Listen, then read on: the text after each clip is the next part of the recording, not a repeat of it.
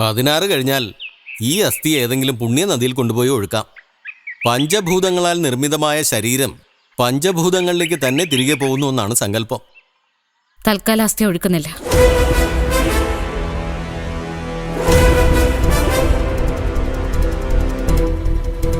എന്റെ അനിയത്തിയ ഈ മൺകുടത്തില്.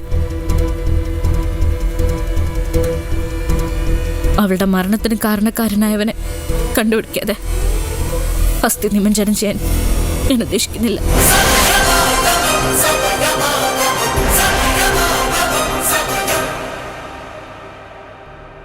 എന്നാണോ അവനെ കണ്ടെത്തി ശിക്ഷിക്കുന്നത് അന്ന് വരെ ഈ അസ്ഥി ഇവിടെ തന്നെ ഇരിക്കും. എന്ത് മണ്ടത്തരം നിങ്ങൾ പറയുന്നത്?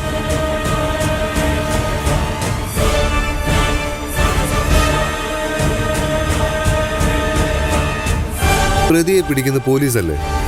അന്വേഷണം അസ്ഥി തമ്മിൽ എന്ത് ബന്ധം? അസ്ഥി ഒഴുക്കുന്നതാണ് നല്ലത്. അത് ശരിയാ. ഏത് ശരി? ദേവികമ്മൾ പറഞ്ഞ തന്നെ എൻ്റെ അഭിപ്രായം.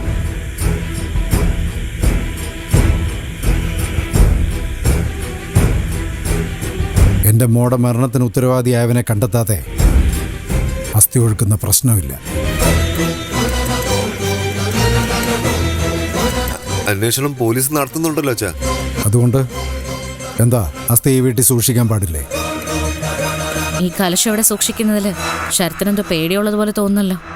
എനിക്ക് പേടിയോ? എന്തിന്?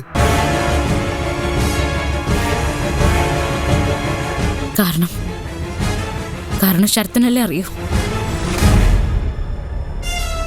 ഇവിടെ നിൽക്കുന്ന ആർക്കും ഒരു പ്രശ്നവുമില്ല. പക്ഷെ ശരത്ത് മാത്രം അസ്വസ്ഥനാ. അതിന്റെ കാരണം എന്താണെന്ന് എത്ര ആലോചിച്ചിട്ട് എനിക്ക് മനസ്സിലാവുന്നില്ല.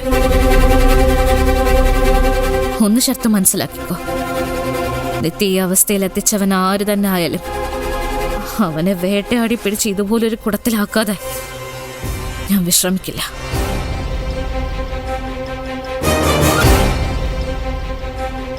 ഈ ചിതാഭസ്മക്കൂടാണ് സത്യം. അവന് വേണ്ട ശിക്ഷ ഞാൻ കൊടുത്തിരിക്കും.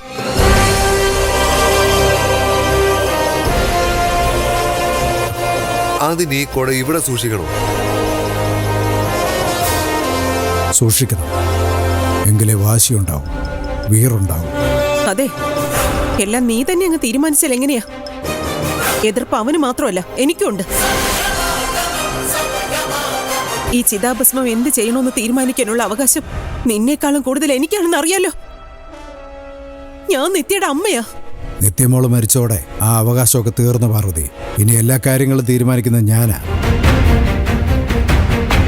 ചിതാഭസ്മം ഇവിടെ തന്നെ സൂക്ഷിക്കും. അത് ആർക്കിഷ്ടപ്പെട്ടാലും കൊള്ളാം, ഇല്ലെങ്കിലും കൊള്ളാം.